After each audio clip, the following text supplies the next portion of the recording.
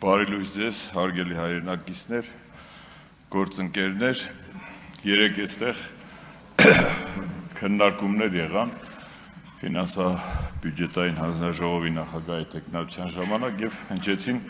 մի քանի քաղաքական հարցադրումներ, որոնց ի թիվս նաեւ ֆինանսա-բյուջետային որոշակի բաղադրիչների կուզեի անդրադառնալ։ Քաղաքականության մեջ երբեմն շատ հեշտ է խոսել պատմության, անցյալի եւ ուրիշների պատասխանատվության մասին։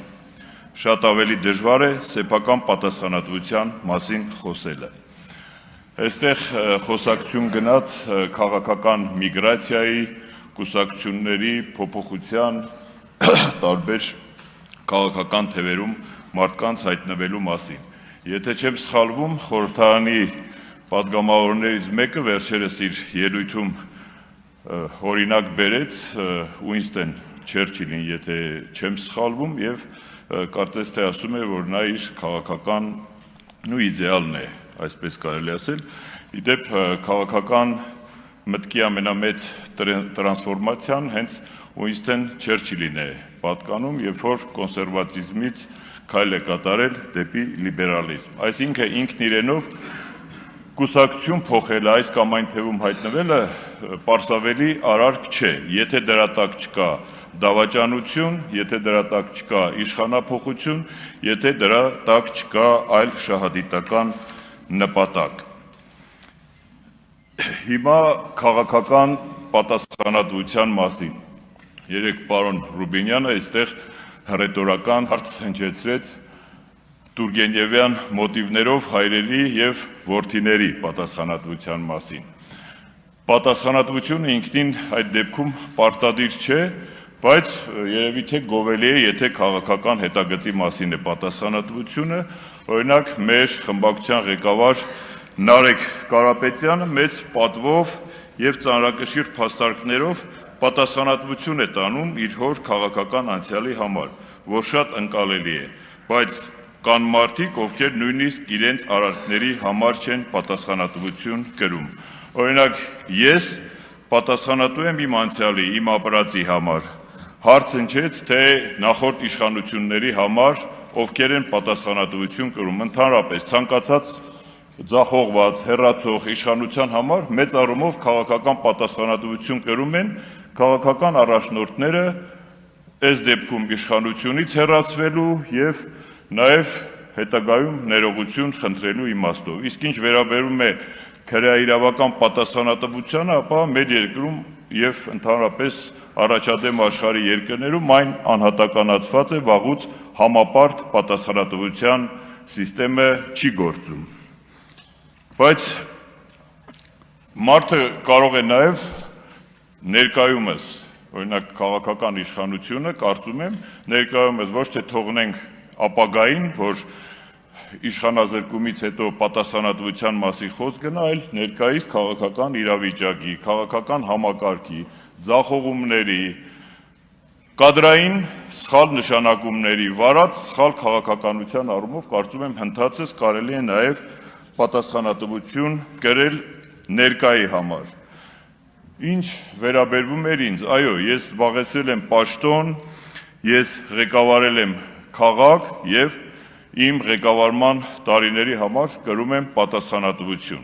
Իսկ այդ պատասխանատվության գնահատականը ինձ տվել է ժողովուրդը 21 թվականին, առավելապես ինձ ձայներ տալով ընտրություններին։ Իդեպ, երբ որ խոսում է մարդկանց կուսակցականության, քաղաքական անցյալի ներկայի մասին, ես ուզում եմ ընդամենը հիշեցնել այստեղ հավաքված մեր գործընկերներին ու նաեւ մեր հայրենակիցներին, որ մեղադրելի չէ այն արարքը, երբ մարդը աշխատել է իր պաշտոնում, ղեկավարել է իրեն վստահված քաղաքացիների կողմից վստահված քաղաքը, եւ իդեպ նաեւ նշեմ, եթե ինձ խայթելու համար հաճախ կուսակցական պատկանելությունը նշում են որպես նախորդ իշխանությունների հետ աշխատած, ապա ես նախորդ իշխանությունների ժամանակ աշխատել եմ 1.5 տարի եւ ԿՊ իշխանությունների ժամանակ աշխատել եմ 3.5 տարի։ Հիմա ես չգիտեմ խայթել Ինչպես։ Չէ, դուք պիտի պատասխանատվություն կրեք, հեսա կանդրադառնամ։ Այստեղ պարոն Ալեքսանյանը կես կատակ, կես լուրջ արդեն մի քանի անգամ ակնարկներով կապված ինձ հետ կատարվածի, ինձ հետ եղածի հետապնդումների բանտարկության մասին նշեց, որ 60 հոդվածի հող է օտարվել։ Պարոն Ալեքսանյան, զուտ 60 հոդվածի հող օտարելը վարչական իրավախախտում է, քրեական որևէ հետևանք չի առաջացնում, այստեղ խնդիրը ավելի լուրջ է։ Ինձ մեղսագրել են մի արարք, որ ես լինելով իրավաբան, հիմնավոր եւ աներկբա իմանալով, որ դա 60 հոդվածի հող է, ես չարամտորեն դա մտցրել եմ ցուցակ եւ օտարողը ես չեմ, օտարողը ավականին է, բայց այստեղ կա մի եւ բոլոր տարիների իդեպ ԿՊ իշխանության տարիների վերաբերյալ է այդ քրեական գործերը։ Բոլոր տարիների հողային դրվագներով ամեն տարվա վերջին պարոն Հարությունյանը կիմանա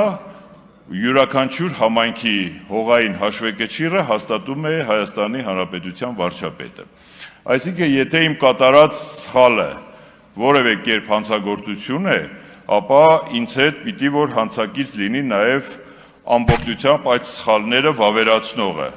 բայց դուք հիմա կասեք, որ դա անհեթեթ է, դա այնքան է անհեթեթ, ինչքան որ անհեթեթ է ինձ մեղսագրվող արարքները, այստեղ իհարկե իմ մասին չի այս ամբողջ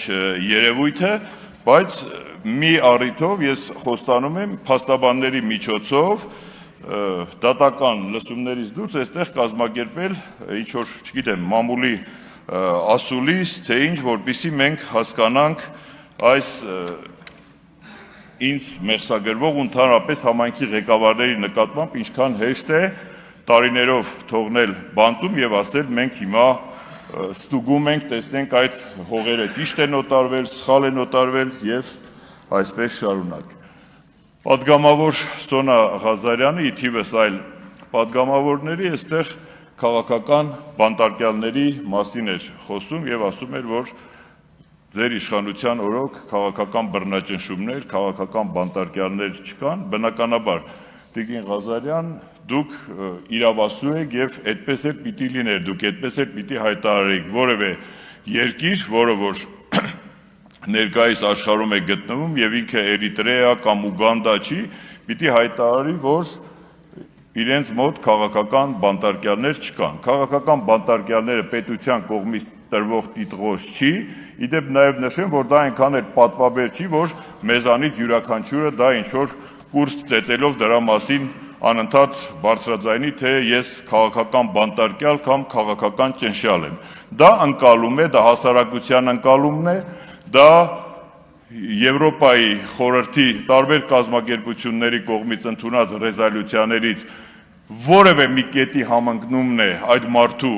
քրեա իրավական պատասխանատվության, նրա քայլերի ժամանակագրության հետ, որը իդեպ հասարակությունը տարբեր սոցհարցումների միջոցով ընկալելիության առումով գրանցել եւ առաջ է տարել այդ թեզը, այնպես որ բնականաբար որևէ իշխանություն չի ընդունելու իր քաղաքական պատասխանատվությունը ներկա ժամանակաշրջանի քաղաքական բռնաճնշումների վերաբերյալ, ինչպես նախորդ որևէ իշխանություն չի ընդունել եւ այսօր դուք այստեղ բնականաբար ովքեր որ քաղաքական ճնշումների են ենթարկվել, այսօր կարողանում են դրա մասին բարձրաձայնել, մեջբերելով նաեւ եվրոպական դատարանների վճիռները, մեջբերելով արդարացման վճիռները, որը որ կատարվել է արդեն իշխանափոխությունից հետո։ Հիմա Փառք Աստծո մենք գնում ենք առաջ, ցանկացած իշխանություն ունի սկիզբ եւ ավարտ եւ ես հուսով եմ եւ վստահ եմ, որ ձեր իշխանությունից հեռանալուց հետո նաեւ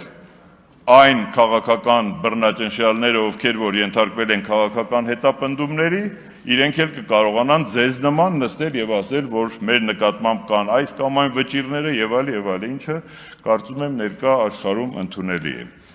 Ինչ վերաբերվում է համայնքների հետ կապված ֆինանսական բաղադրիչին, այստեղ քննարկվում է ֆինանսա-բյուջետային հանձնաժողովի նախագահի հարցը եւ ընդհանրապես որպես իշխող ուժ, որպես ֆինանսա-բյուջետային քաղաքականության վրա ազդեցություն եւ որոշումներ կայացնող ուժ, ես կհորդորեի մեծ ուշադրություն դարձնել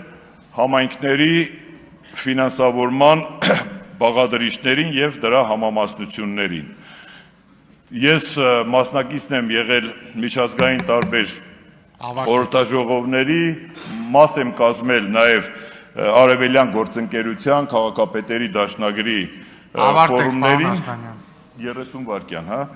եւ կուզենայի, որ մեր ֆինանսաբյուջետային հաստատությունները ու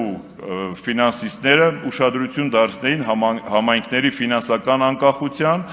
համայնքների ապակենտրոնացման եւ նրանց ինքնուրույնության բարձրացման ուղղված ֆինանսաբյուջետային քաղաքականությանը տարբեր երկրներում։ Պարոն Աշտանյան, կներեք, բայց պետք է ավարտեք, տեղով էլ շատ ժամանակ է։ Լավ, հետո առիթներ կլինեն խոսելու։ Դիմի ժամանակ խոս